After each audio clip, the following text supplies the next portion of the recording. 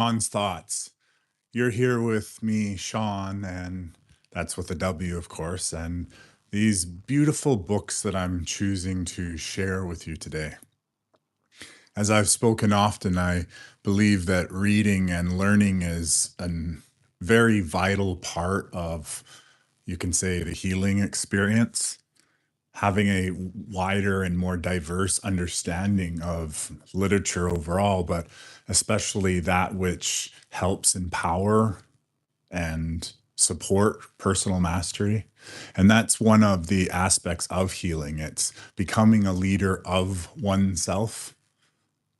First, to lead others, we must learn to lead ourselves. And so I thought I'd share you with my updated library of books. I once did a podcast in my old series called Candid Talks, where I discussed leaders are readers. And so, therefore, to learn to lead, one ought to read. Because there is so much knowledge that is stored in books, especially books, as I said, of personal self mastery, such as How to Win Friends and Influence People, and other books, some of them that I even have showcased here right now. And I once had that older library that I was mentioning to you, but I came to discover after a while that many of the books on my bookshelf, they started to fall out of favor with my residents, meaning that I started to see beyond what the book entailed. And one of the books was called The Secret, actually. So I removed that from my library, but yet I still do have other books because I have yet to read those. And so they're sitting there. Yet I showcase some amazing series of books from the Paul Salag series. There's actually 12 books of that series. And that actually goes into what I wanted to talk about today. And that is kind of hammering down on things that I would love to do and participate in.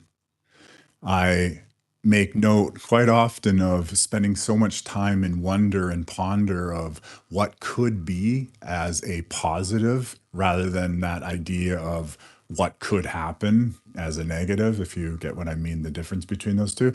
And so I think that spending time in that imagination of things that could be amazing, but at the same time recognizing there are things, especially moving into a world where we spend more time in action, essentially chasing after, or not necessarily chasing, but striving towards or thriving towards, I like to say, more important goals. And so spending more time in wonder kind of allows one to play thought games and thought experiments, actually, in order to think about what could be. And so nailing down more so on some of the smaller projects that I would love to participate in. And more importantly, I realize that perhaps others would like to participate in as well. So one of the ideas that I just had before I get into that whole thought was, I was sitting there thinking to myself, would my channel better be served to separate my New Earth creations and create a whole individual podcast of my Do Know Thing series, and perhaps update those videos and take my Sean's Thoughts podcast and put that on its own as well. And then just leave the moving pictures because those are more connected to copyrights of the actual videos, the music that it comes from. But those other two podcasts, would it be proper to separate it? And then I started to imagine, well, I don't really want to do that.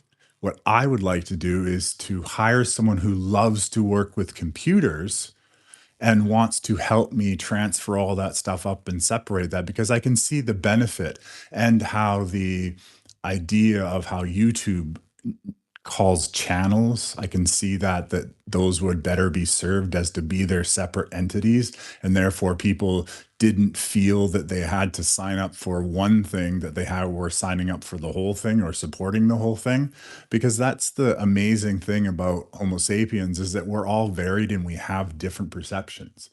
And so some of us might have books on our bookshelf, for example, that didn't necessarily resonate with us, yet they were purchased for whatever reason that could be.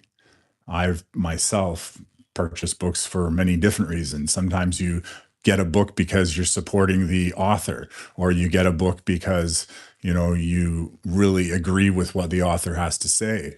Or at other times, you simply get a book because you picked it up, or, things come across your path and those books go into a bookcase. And, anyways, so I coming all the way back to that, because I see I ran off topic, to hiring someone who would love to do that. And then I'm realizing, okay, well, that's another job created, another job and many other jobs in my mind that I've created. So, one of the things that I would love to participate with, but more importantly, find and fund the people that would excel at renovating school playgrounds and making them funner and beautiful. Like, they actually, in my own city, they have been, and I say they, I mean the local community has been renovating a playground in Maple Ridge Park, which is it's becoming a much more thriving area with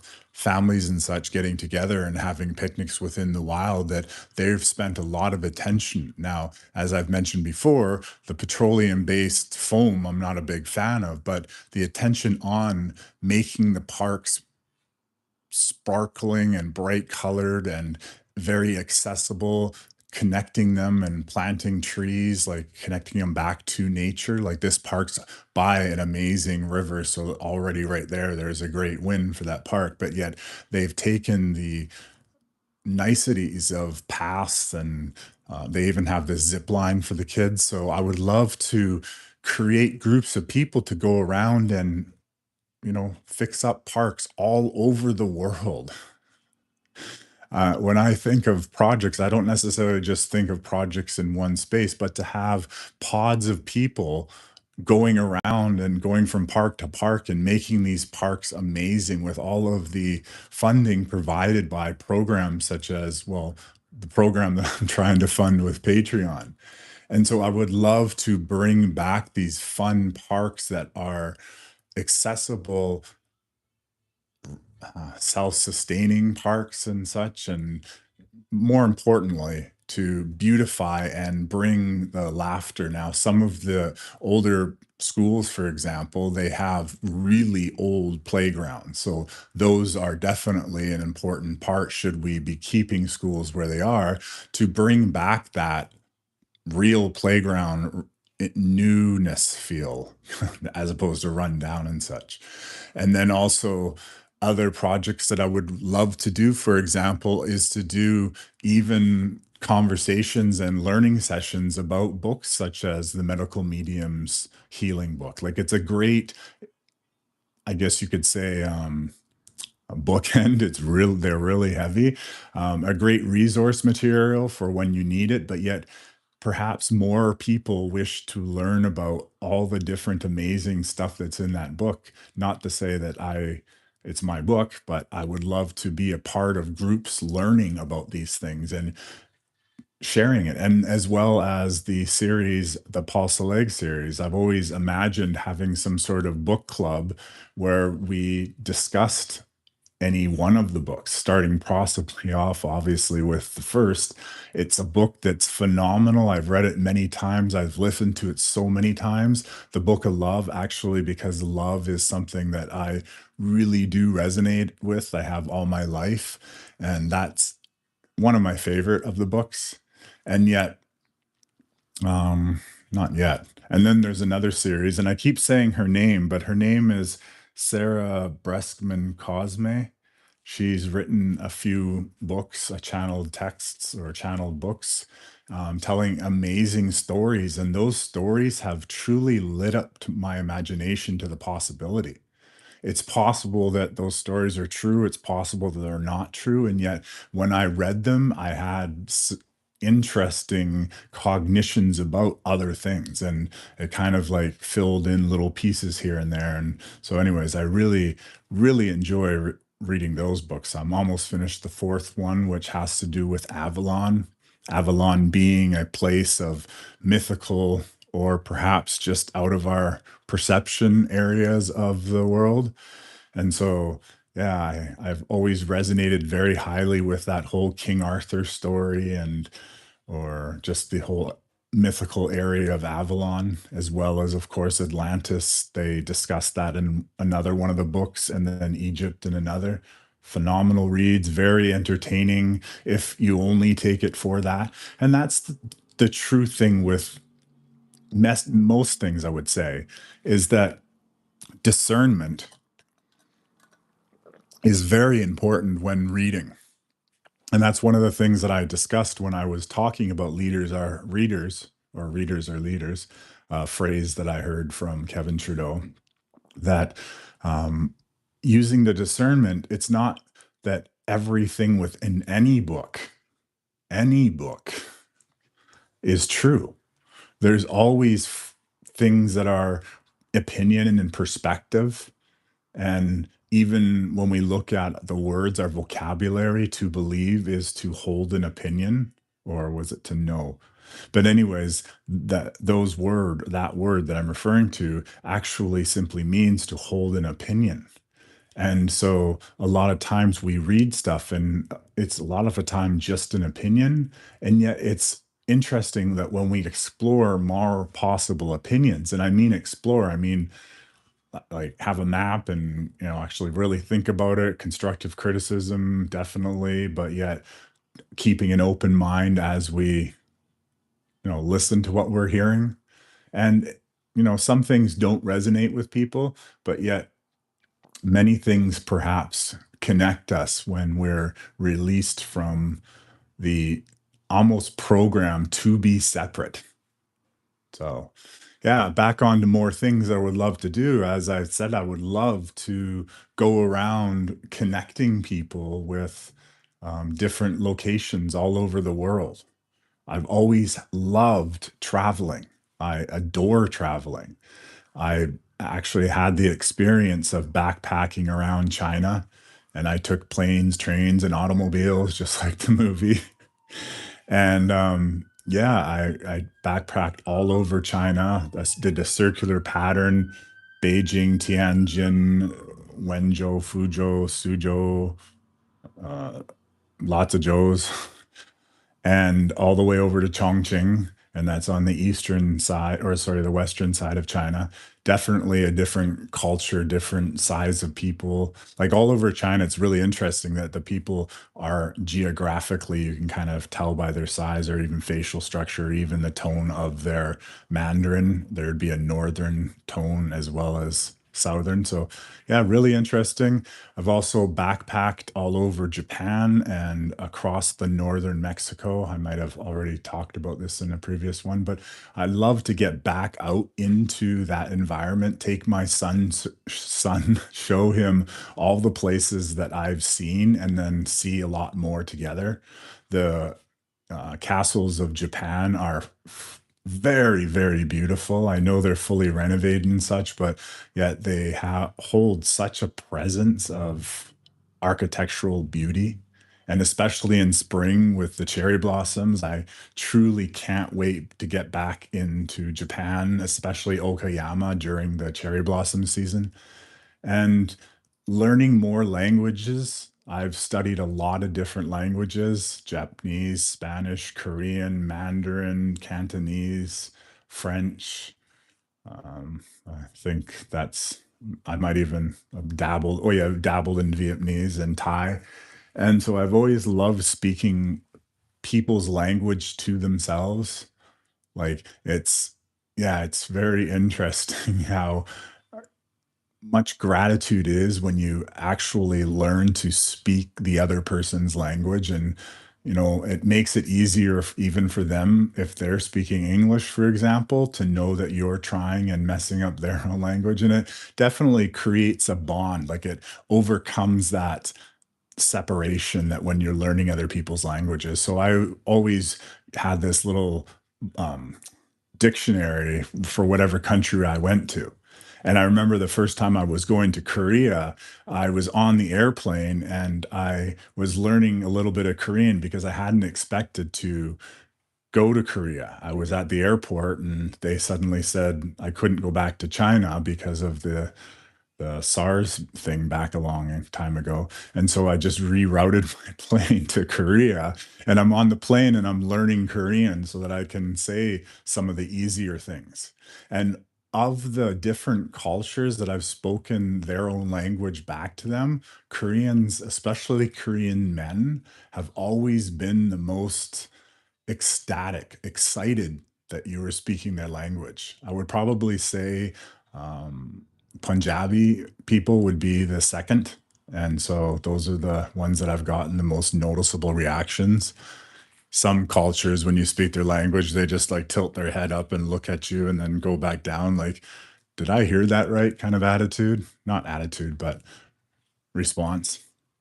So, anyways, yeah, lots, lots and lots of things I'd love to do. I once mentioned that I would love to create little groups of people as well that want to perhaps clean up all of their city's litter. And when I say create groups, I mean fund them. I mean, like, supply ample amounts of reimbursement for their energy if we're still staying within that fiat currency or transitional currency stage of life, but yet to bring people together that, yes, they want to contribute, but at the same time, their cost of living the way that they want to live. See, I believe in the future that we're more looking towards living in a world where everyone does the jobs that they want to do, when they want to do it, how they want to do it, and that everyone is reimbursed equally. Some jobs, ones that perhaps people don't want to do, like they're less desirable jobs, perhaps those jobs have a higher rate of pay, but yet everything else from a doctor to a teacher to a crosswalk worker, no matter it is whatever it is that you're doing, I believe that if more people were doing the things they want to do, that would definitely bring up the joy and happiness and promote healing. And yet it's, I feel, essential that if a doctor's doing the job the doctor wishes to do at the terms he wishes to do it, means maybe we don't have to live in a world where a doctor has to be a doctor full time. Maybe a doctor can be a doctor half the year and a painter half the year, and to receive the same benefit all the way around, not from a communist type of understanding, yet a community type of understanding, which is pretty interesting because I've always seen similarities with the word communism and community. Community being everyone's working together, communism being everyone's working together, and yet not having a ruling party to say one thing or another, that the community collectively wants to participate.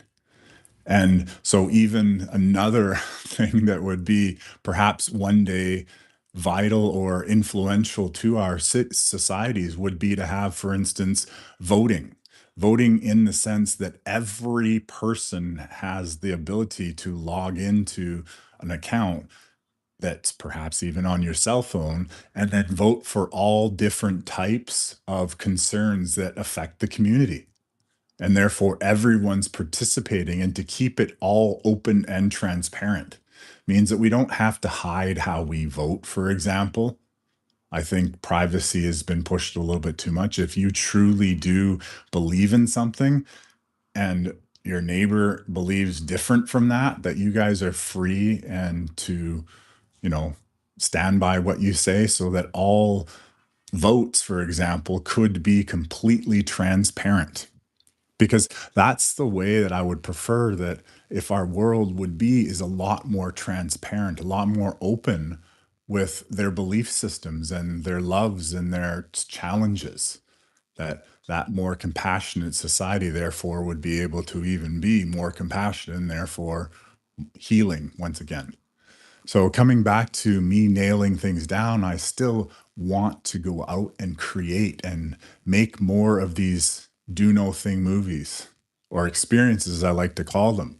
I have in my future, or at least in my ideas of my future, of creating like even a studio where my art is on these giant 52-inch screens, putting them vertical, having a Bose surround sound system, and they're those little cubed speakers, but having something like that and to just step into an experience of seeing a visual and then being surrounded by sound, which essentially accompanies the frame, and to have that experience. Because as I've mentioned before, I believe that life is a lot more about experiential living. Like that would be a natural state, perhaps, of a Homo sapien, and Homo sapiens being the organic life of this planet. And so living more within every moment going forward and living in experiences rather than the safety of routine.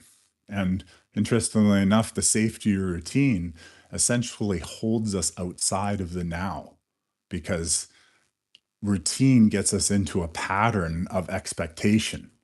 And to truly be in the now, I'm seeing it more as being that we would want to release the expectation of what's going to happen, let go of the past trauma expectation of what was going to happen again, and therefore be more in the now. So I would love for myself to be more in the now and to, you know, I guess in the sense this is my Patreon dream is to unite people collectively together to fund projects of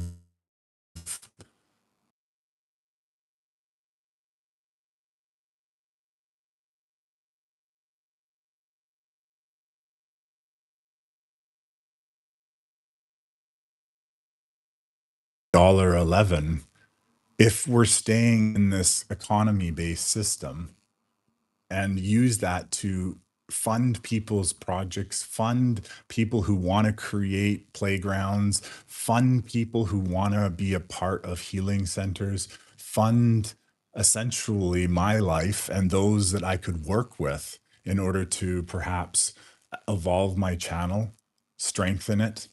I've had people recently reach out to me that wanting to work with me on the marketing advertising aspect of my channel.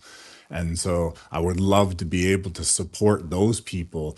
And once again, everyone that's within this, if they're working towards one of the projects, that their life is being funded at the level of life that they're wishing to be. That idea, not that we're amassing wealth that we're going to hide away, meaning that the life that they're living in their day to day basis is funded at the fullest that they desire, and finding those resonant alignments so that we all understand that there is abundance and there is enough for everyone, and we don't necessarily need to take more than we need, if you get what I mean with that.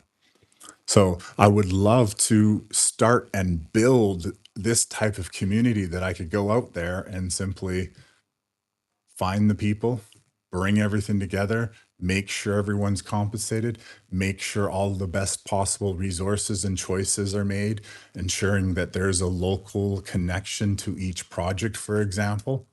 So it doesn't necessarily mean that some company is going to go around doing the playgrounds, yet there could be a leading group of people, for example, that then go into a community and work with the community in order to create or repair or, more importantly, renovate and kick ass with amazing kids' playgrounds. And, you know, yeah. So lots of things I had to say.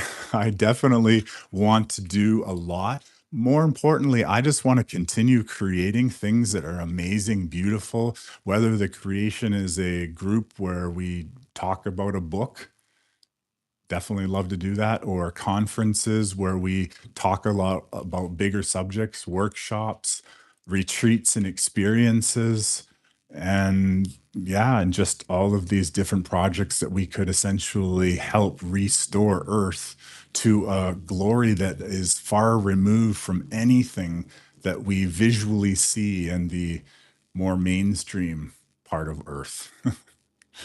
Anyways, thank you so much for sharing your time and attention with me. And I trust that more people are going to perhaps come together and we can step out onto new earth, a place that I feel has always been here. It's just, it's been a little concealed, but we're starting to see it, and perhaps we can unite quicker than ever. Have a wonderful day, and thank you.